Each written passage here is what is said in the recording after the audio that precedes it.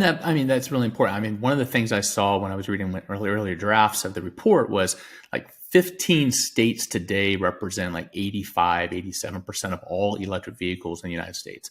Your forecast for 2030 is the 15 biggest states still going to represent like 75% of the fleet. And so as the government's starting to look at how we build out a program to support growth, I mean, we need to build stations where the vehicles are going to be operating. Mm-hmm. We need to have corridors. We need to enable long driving and stuff like that. So that's a priority. But you guys really took a look at population densities and population demand curves and all that stuff to kind of build out some idea of how many chargers we're going to need in different markets. Can you kind of walk us through a little bit of those findings? Sure. So yeah, that comes down to our ratio of chargers per car. And when you look at the different states, some of the lopsidedness is kind of natural. It's due to population density, right?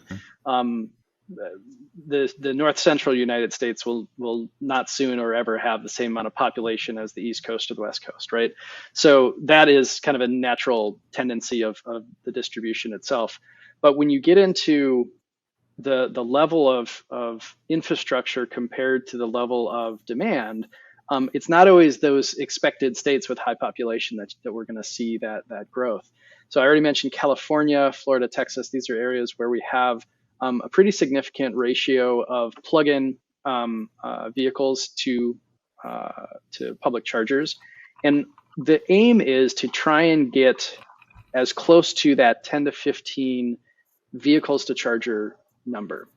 That number is kind of an internationally recognized line for defining whether or not an infrastructure is congested or not. Okay, if you have too many cars and too few chargers, your infrastructure is congested, and there's a consumer issue, right? You can't find access to charging for public needs. If you have too few cars and too much infrastructure, then you have another issue where there's a question of, well, why did we spend all this money for infrastructure that's not getting used? So in different parts of the country, we have these different numbers. In California, we expect the ratio in total, this is combined level 2 and level 3, at 23 to 24 vehicles per public charger today. In New Jersey and Arizona, we're also well beyond that threshold of number of vehicles per charger. So there's a need to have that growth in those marketplaces. Some states that are a little closer to that happy medium is Massachusetts is only at about 11. Colorado is at 12. New York, while today it's at 11.6 to 12, we're expecting that to grow pretty significantly.